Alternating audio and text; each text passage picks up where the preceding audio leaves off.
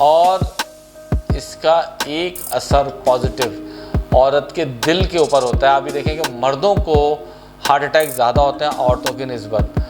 औरतों के जो दो हार्मोन होते हैं ईस्ट्रोजन और प्रोजेस्टेरॉन, आज हमने इस पर गुफ्तगू करनी है। और नॉर्मली ये प्रोजेस्टेरॉन सेक्सुअल ऑर्गन्स को जहाँ सपोर्ट करता है वहाँ ग्लाइकोजन यानी ग्लूकोज से जिसका ताल्लुक होता है। लाइफस्टाइल मेडिसिन आपके मसाइल का बेहतरीन। अब किस बच्चे को हम कहेंगे कि ऑटिस्टिक चाइल्ड है, अपने गिर्द ग्रीनरी को रखिए, ये सोल्यूशन है। केले के अंदर खास तौर पे जो विटामिन सी और मैग्नीशियम है, लूज टॉक नहीं करनी आपने अपने बच्चे के साथ, प्रोफेशनल टॉक करनी। हम इन चीज़ों को साइंस और मेडिसिन से जोड़ने जा रहे हैं। कामयाबी और खुशी वर्सेस नाकामी और गम। अस्सलाम वालेकुम, मैं professor doctor Asif Ahmad, lifestyle medicine.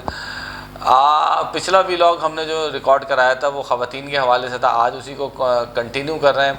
हमारी जो रिकॉर्डिंग टीम है वो रिकॉर्डिंग के बाद हंसने लगी, कह लगी आपने तो डॉक्टर साहब सबको जो है ना क्लीन चिट दे दी ख़वातीन को।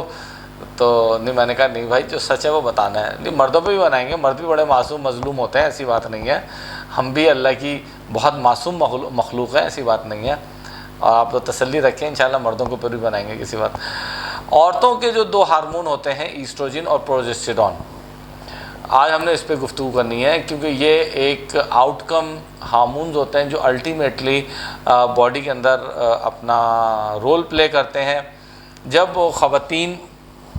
जब ख़ातून 20 साल की होती हैं तो समझ लें ज़मीन से लेके पाँव से लेकर उसका ईस्ट्रोजन यहाँ तक भरा होता है। जब वो 30 साल की होती है तो उसका ईस्ट्रोजन यहाँ आ जाता है, यानी इतना हर जगह असरअंदाज हो रहा होता है। और जब 35 साल की होती है तो पूरी बॉडी के ऊपर ईस्ट्रोजन का इफ़ेक्ट होता है। जब 40 साल की होती है तो 40 साल के बाद ईस्ट्रोजन गिरना शुरू हो जाता है दोबारा, ठीक है। और जब 50 साल की होती है तो ईस्ट्रोजन तकरीबन 30-35% उसकी बॉडी से रुखसत हो चुका होता है। जब 60 इयर्स की अगर औरत हो जाए, अल्लाह उसको सेहत ज़िंदगी दे, तो सिर्फ बॉडी का जो 40% पार्ट है वो ईस्ट्रोजन को यूज़ कर रहा होता है। और जब 70 इयर्स की होती है तो समझ लें कि ये ईस्ट्रोजन सिर्फ 20% रह जाता है। और अगर अल्लाह और उसको उम्र दे दे तो 80 इयर्स की अगर हो गई है तो वो ईस्ट्रोजन का जो कवर है और जो लेवल है वो बिल्कुल टखनों में आ जाता है, महावरतन नहीं बल्कि हकीकतन। अच्छा, अब बात ये है कि ईस्ट्रोजन करता क्या है। ईस्ट्रोजन जो है पूरी बॉडी के अंदर औरत के जितने मसल्स होते हैं इनको डेवलप करता है, ठीक है ना। और इसके अलावा इसका एक इफ़ेक्ट औरत के लीवर पे भी जाता है, लीवर पे, ठीक है ना। मैं सिर्फ आपको टारगेट ऑर्गन्स बता रहा हूँ। और इसके अलावा उसकी फ़ैट मेटाबॉलिज्म पे भी जाता है। और उसकी जो यूट्रस है और जो दीगर उसके आज़ा होते हैं उस पर भी उसका असर जाता है। और इसका एक असर पॉजिटिव औरत के दिल के ऊपर होता है। आप ये देखें कि मर्दों को हार्ट अटैक ज़्यादा होते हैं औरतों की निस्बत, यानी 30 साल 35 साल 40 साल के मर्द को 40 साल की उम्र में मर्दों को ज़्यादा हार्ट अटैक होता है, औरतों को कम होता है। तो इसकी वजह ये होती है कि ईस्ट्रोजन जो है वो हार्मोन है जो औरत को हार्ट अटैक से बचाता है, इतना याद रखिए। तो इसके बड़े मुफीद एक्शंस हैं। इसके अलावा ईस्ट्रोजन जो है औरत की मेमोरी, याददाश्त और मेंटल हेल्थ के लिए बहुत ज़्यादा ज़रूरी होता है। अगर ईस्ट्रोजन कम हो जाए, यानी अब ऊपर से प्रेशर आया, पिछले वाले व्लॉग में जो हमने बातें बताई थी, और उसकी वजह से किसी वजह से ईस्ट्रोजन उसका कम हो गया, अब क्या होगा कि उसका मूड बहुत बुरी तरह स्विंग करेगा, औरत बहुत ज़्यादा चिड़चिड़ी हो जाएगी। अब हम क्या अज्यूम करते हैं, हम कहते हैं यार ये तो है ही पागल औरत। नहीं, हो सकता है कि ये मेडिकली चिड़चिड़ापन हो और इसका ताल्लुक ईस्ट्रोजन से हो। उसके अलावा उसको डिप्रेशन हो जाएगा, हर वक्त वो थकी हुई रहेगी, बहुत ज़्यादा फटीग होती है। और इसके अलावा उसके बहुत सारे जो ऑर्गन्स हैं जो ईस्ट्रोजन के हवाले से एक्टिव रहते हैं वो इनएक्टिव हो जाए, और उसके बाद बहुत किस्म की शिकायत जन्म लेती हैं। तो ईस्ट्रोजन का इफ़ेक्ट अगर कम हो जाए तो बहुत सारी चेंजेस औरत के अंदर आ जाती हैं। एक दूसरा हार्मोन जो है वो प्रोजेस्टेरॉन होता है, और औरतों की जितनी भी शादाबी होती है या सरशारी होती है, इसका बहुत गहरा ताल्लुक़ चेहरे की शादाबी और इन सब से सब जो एक लाइवली खातून